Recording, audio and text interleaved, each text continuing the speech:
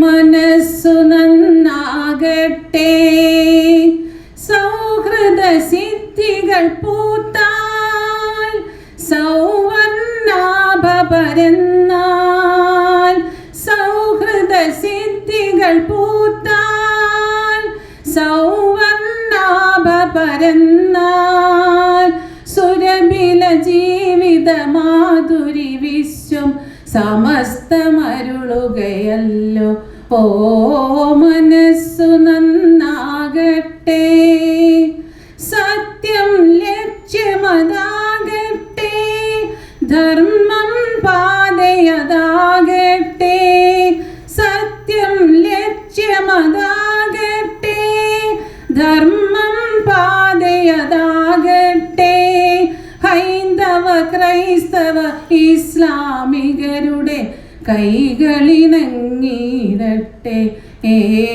മനസ്സു നന്നാകട്ടെ, മനസ്സു നന്നാകട്ടെ, മനസ്സു നന്നാകട്ടെ, മനസ്സു നന്നാകട്ടെ.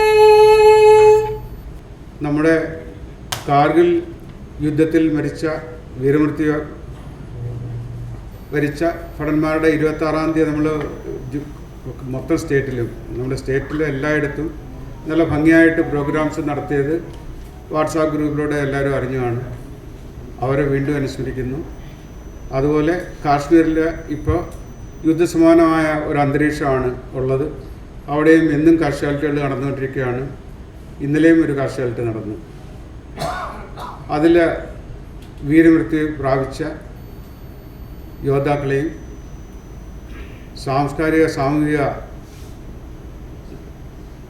ഇടപെടലുകളിൽ കൂടെ പ്രശസ്തരായ മരിച്ചുപോയ ആൾക്കാരെയും എല്ലാ വ്യക്തിത്വങ്ങളെയും അനുസ്മരിച്ചുകൊണ്ട് നമുക്ക് ഒരു നിമിഷം അവർക്ക് വേണ്ടി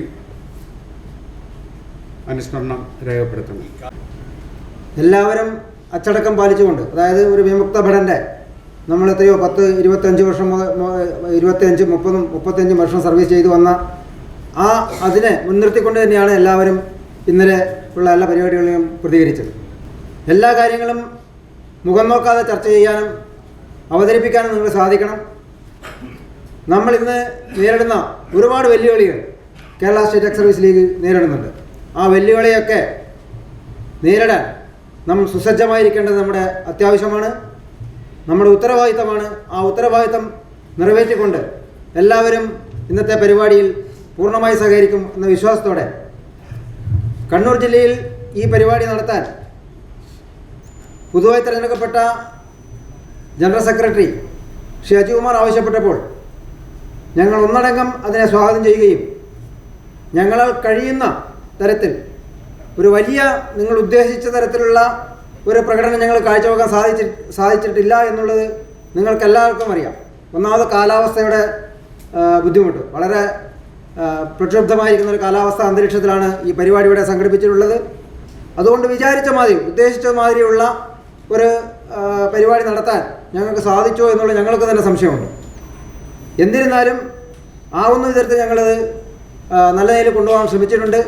അതിനൊക്കെ നിങ്ങളുടെ പൂർണ്ണ സഹകരണം ഞങ്ങൾക്ക് ലഭിച്ചിട്ടുണ്ട്. ഇന്നത്തെ പരിപാടിയിൽ ലഭിക്കും എന്ന വിശ്വാസം തന്നെയാണ് ഞങ്ങൾക്കുള്ളത്.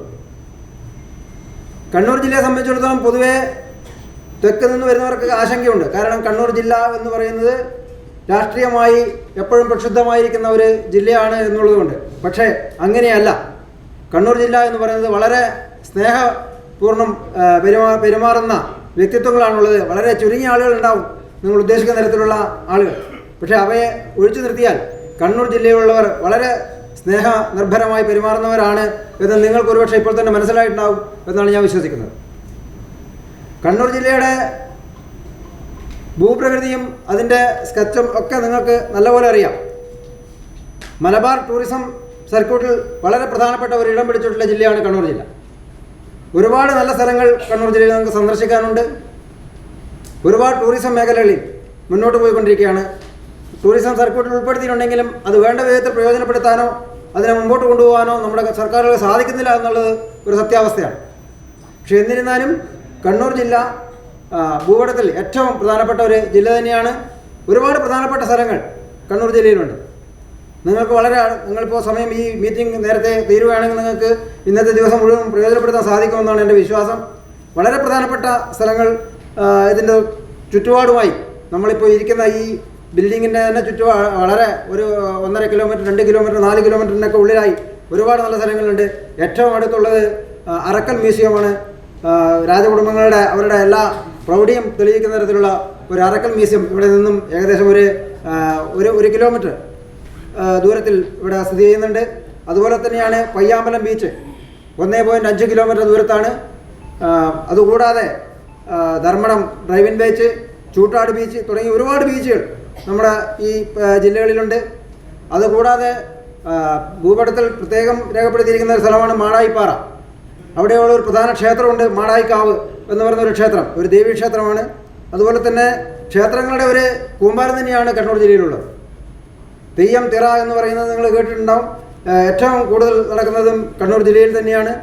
അങ്ങനെയുള്ള പ്രധാനപ്പെട്ട ക്ഷേത്രങ്ങൾ, ഒന്ന് പയ്യന്നൂർ ശ്രീ സുബ്രഹ്മണ്യ സ്വാമി ക്ഷേത്രം, ഏറ്റവും പ്രധാനപ്പെട്ട ഒരു ക്ഷേത്രമാണ് തളിപ്പറമ്പ് ശ്രീ രാജരാജേശ്വര ക്ഷേത്രം, ശ്രീ തൃച്ചംബരം ശ്രീകൃഷ്ണ ക്ഷേത്രം, അതുപോലെ തന്നെ ശ്രീ സുബ്രഹ്മണ്യ സ്വാമി ക്ഷേത്രം പയ്യന്നൂർ, അതുപോലെ ശ്രീ സുബ്രഹ്മണ്യ സ്വാമി ക്ഷേത്രം പെരളശ്ശേരി. അതൊക്കെ ഇവിടെ നിന്ന് വളരെ അടുത്താണ്. അതിനൊക്കെ ഉപരിയായി ഏറ്റവും പ്രധാനപ്പെട്ട ഒരു നിങ്ങളൊക്കെ ആരാധിക്കുന്ന ഒരു ദേവനാണ് ശ്രീ മുത്തപ്പൻ. ഇവിടെ നിന്നും 19.2 കിലോമീറ്റർ ദൂരത്താണ്. ഇവിടെ നിന്ന് ഇഷ്ടംപോലെ ബസ് ഈ ബസ് സ്റ്റാൻഡിൽ തന്നെ പോകുന്നുണ്ട്. രാവിലെ 7 മണി മുതൽ വൈകുന്നേരം 10 മണി വരെ അവിടെ ദർശനത്തിലുള്ള സാഹചര്യമുണ്ട്. അതുകൊണ്ട് അവിടെയൊക്കെ പോയി സന്ദർശിച്ച് വരാൻ നിങ്ങൾക്ക് ഒരുപാട് സമയമുണ്ടാകും എന്ന് ഞാൻ വിശ്വസിക്കുന്നു. ഇന്നത്തെ ഈ യോഗത്തിൻ്റെ അധ്യക്ഷസ്ഥാനം അലങ്കരിക്കുന്നത് കേരള സ്റ്റേറ്റ് എക്സ് സർവീസ് ലീഗിൻ്റെ സമാരാധ്യനായ president lieutenant colonel Jayadevan sir ആണ്. അദ്ദേഹത്തെ ഈ പരിപാടിയിലേക്ക് ഞാൻ ഹാർദമായി സ്വാഗതം ചെയ്യും. ഈ യോഗത്തിൽ റിപ്പോർട്ട് അവതരിപ്പിക്കുന്നത് നമ്മുടെ ജനറൽ സെക്രട്ടറി, സംസ്ഥാന ജനറൽ സെക്രട്ടറി ശ്രീ അജികുമാർ അവറുകളാണ്. അദ്ദേഹം ഇവിടെ സന്നിഹിതനുണ്ട്. അദ്ദേഹത്തെ ഞാൻ ഈ വേദിയിലേക്ക് ഹാർദമായി സ്വാഗതം ചെയ്യും.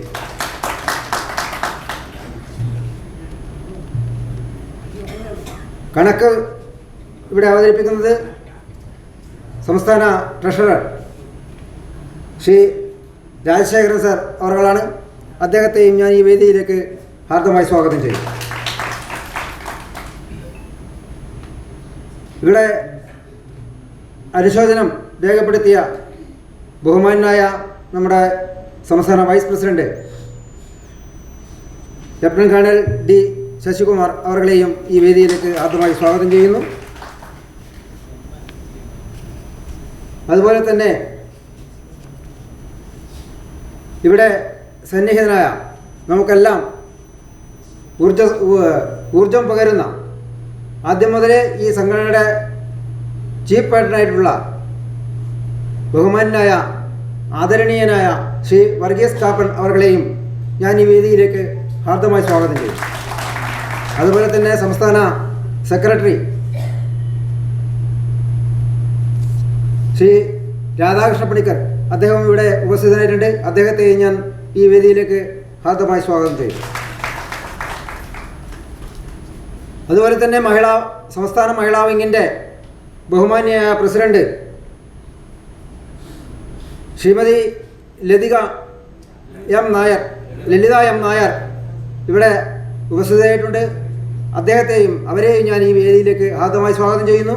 അതുപോലെ തന്നെ മഹിളാ വിങ്ങിൻ്റെ സംസ്ഥാന ജനറൽ സെക്രട്ടറി ശ്രീമതി തുളസി ശങ്കർ അവരെയും ഹാർദമായി സ്വാഗതം ചെയ്യുന്നു. ഈ നമ്മുടെ പരിപാടി വിജയകരമാക്കി തരാൻ നിങ്ങൾ എല്ലാവരും സഹകരിക്കണമെന്ന് ഒരിക്കൽ കൂടി അഭ്യർത്ഥിച്ചുകൊണ്ട് സെക്രട്ടറി റിപ്പോർട്ടിനായി ഞാൻ നമ്മുടെ ബഹുമാനപ്പെട്ട ജനറൽ സെക്രട്ടറി ശ്രീ അജികുമാറിനെ ക്ഷണിച്ചുകൊള്ളുന്നു.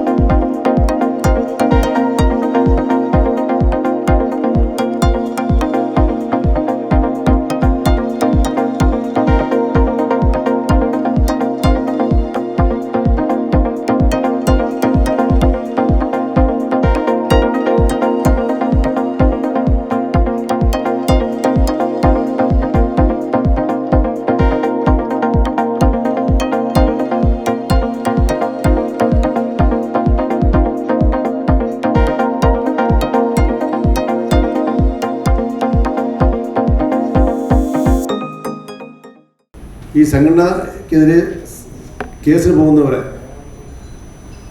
അവർ എത്ര ഉന്നതരെ അവർക്ക് നടപടി വേണം. അതിനൊരു ലീഗൽ സെല്ലും ഒരു അച്ചടക്ക സമിതി സംസ്ഥാനത്തിൽ രൂപീകരിക്കാനുള്ള ഒരു നിർദ്ദേശമാണ് വന്നത്. ലീഗൽ സെല്ലും അച്ചടക്ക സമിതി രണ്ടും കൂടെ മിംഗിൾ ചെയ്ത് ഒന്നാക്കണം എന്നൊരു നിർദ്ദേശവും വന്നിരുന്നു. അത് എന്ത് വേണമെന്ന് ഇന്നത്തെ നിങ്ങളെ GC മീറ്റിംഗ് തീരുമാനിക്കണം. ഇന്നലെ നിർദ്ദേശം ഒരു അച്ചടക്ക സമിതി വേണം, ഡിസിപ്ലിൻ കമ്മിറ്റി, ഒരു ലീഗൽ സെൽ വേണം നമ്മുടെ ഈ ഇങ്ങനെ വിഷയങ്ങൾ കൈകാര്യം ചെയ്യുന്നതിനായിട്ട്. അതിന് എന്ത് വേണമെന്ന് ഇന്നത്തെ ഈ പ്രഥമ സഭ നിങ്ങൾ തീരുമാനമെടുക്കണം. സാമ്പത്തികം കഴിഞ്ഞ ഭരണസമിതി കൈമാറിയ ധനവിനിയോഗ സ്റ്റേറ്റ്മെൻറ്റ് വിശദമായി പരിശോധിച്ചപ്പോൾ കണ്ടെത്തിയ അപാകതകൾ SCയിൽ വിശദമായി ചർച്ച ചെയ്തു. ഇത് പരിശോധിച്ച് റിപ്പോർട്ട് നൽകാനായി ഒരു 3 അംഗ ഉപസമിതിയുടെ നിയോഗിക്കുന്നതിലേക്ക് യോഗം തീരുമാനിക്കുകയുണ്ട്. ഇന്നലത്തെ നിർദ്ദേശം ഈ വന്ന വ്യത്യാസങ്ങൾ വിശദമായി ചർച്ച ചെയ്യണം. അക്കൗണ്ട് വേറെ വിശദമായി അത് പരിശോധിക്കപ്പെടണം എന്നൊരു നിർദ്ദേശം വരികയും അതിനെതിരെ 3 അംഗങ്ങളുടെ ഒരു ഉപസമിതിയെ ചുമതലപ്പെടുത്തണമെന്നുള്ള നിർദ്ദേശമാണ് ഇന്നലത്തെ SCയിൽ വന്നത്. അതിൻ്റെ തീരുമാനം ഇന്ന് ഇവിടെ ഉണ്ടാവണം. മറ്റേ കണക്ക് സംബന്ധമായ എന്തെല്ലാമാണ് അതിൽ വന്ന മിസ്റ്റേക്കുകളെന്നും അപാകതകൾ എന്തൊക്കെയെന്ന് ട്രഷറർ വിശദമായി ഇവിടെ പറയുന്നതായിരിക്കും. സംസ്ഥാന vice president colonel Sasikumar sir, ആരാധ്യരായ വിവിധ ജില്ലകളിലെ പ്രസിഡന്റുമാർ, സെക്രട്ടറിമാർ, മറ്റ് സ്റ്റേറ്റ് കമ്മിറ്റി അംഗങ്ങൾ, GC അംഗങ്ങൾ, ഏറെ ആദരണീയരായ ബഹുമാനപ്പെട്ട മഹിളാ വിങ്ങിൻ്റെ കണ്ണൂർ ജില്ലയുടെ പ്രവർത്തകർ, മറ്റ് സുഹൃത്തുക്കളെ, ഇന്നലെ വളരെ വിശദമായി ഈ കണക്ക് അവതരിപ്പിച്ചതാണ്. വീണ്ടും അതുതന്നെ ആവർത്തിക്കുന്നതിൽ വലിയ പ്രസക്തി ഇല്ല എങ്കിൽ തന്നെയും പകുതിയിലധികം വരുന്ന GC അംഗങ്ങളത് കേട്ടിട്ടുണ്ടാവില്ല. അപ്പോൾ കുറേ കാര്യങ്ങൾ സെക്രട്ടറി തന്നെ വിശദീകരിച്ചു. അപ്പം രണ്ടാമതൊന്ന് അത്ര സുഖകരമല്ലാത്ത ഒരു കണക്ക് അവതരിപ്പിക്കുന്നതിനോട് എനിക്കും വലിയ താല്പര്യമില്ല എങ്കിൽ തന്നെയും അത് നിങ്ങളെ ബോധ്യപ്പെടുത്തേണ്ട ബാധ്യത എനിക്കുള്ളതുകൊണ്ട് ഞാൻ അതിനെക്കുറിച്ച് ചുരുക്കി ഒന്ന് പറഞ്ഞ് നിങ്ങളുടെ തീരുമാനത്തിനായി വിടുകയാണ്. അപ്പോൾ പുതിയ ഭരണസമിതി ടേക്ക് ഓവർ ചെയ്തത് 1/6/2024 അന്നേ ദിവസം എനിക്കൊരു ഹാൻഡിങ് ഓവർ ടേക്കിംഗ് ഓവർ